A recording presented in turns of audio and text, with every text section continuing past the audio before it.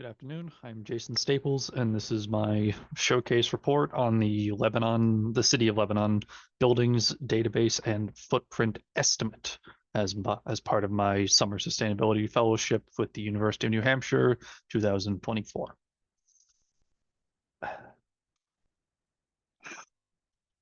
How do you measure the emissions of an entire city? How do you ensure people who would most benefit from home weatherization grants get access to the support they provide? And how can a community come together to tackle sustainability challenges that affect everyone? These questions were on everyone's mind as we began this project only a few short months ago. As it turns out, each question is in itself an answer to another. By pooling community and government data, we were able to create a baseline footprint for the entire residential sector of Lebanon.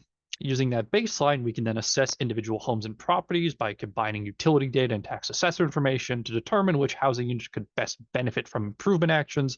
And using that knowledge of where resources could best be used, we can then allocate funding to support those community members and continue this cycle of gathering data and improving housing. When constructing a residential database, there are several key considerations, which largely boil down to the issues of granularity and complexity.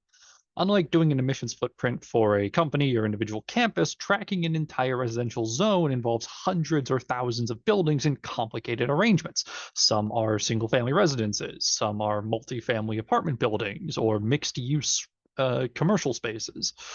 So in order to manage this vast amount of information, we focused our efforts on obtaining a few key pieces of information for the buildings: the size, the value of the lots, occupancy status, and utility data such as fuel and electricity usage and what heating system they use. By keeping the amount of information we needed for each building as small as possible, it would both simplify analysis and enable community data collection, such as surveying, to be more effective. Now, gathering this data and comparing it to the baseline information for the state and county shown here, this electricity and heating emissions per year cost is calculated using data from the National Renewable Energy Lab and uh, other government sources that are linked in with the project.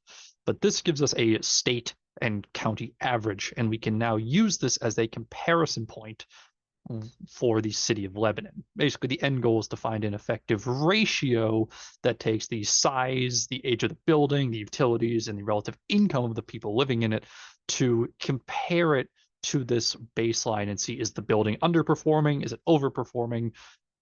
And who would best benefit from the types of grants the city of Lebanon is trying to acquire as part of this project. And then this can then be tracked over time by updating utility information on a regular basis, essentially forming this living database that expands over time. One of the key things I learned during my time working in Lebanon is that the municipal action is a sleeping giant. There's a great potential in working with an involved community, but the process is a slow one. Getting the word out, waiting for responses, dealing with the legal requirements and procedures. There's a complicated web that you have to work through to get anything done. A great help in this, though, is looking towards the resources that are already in place and working alongside us on this project. You have local groups like the Community Power Coalition or the Energy Advisory Committee, both based in Lebanon. Or you have government resources like the National Renewable Energy Lab.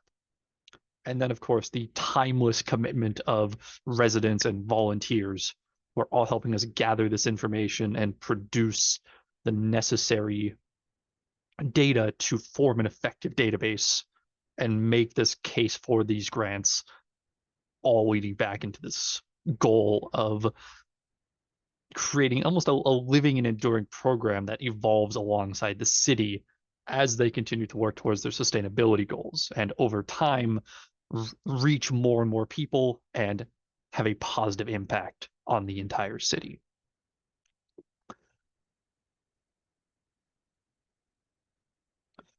And with that, where do we go from here?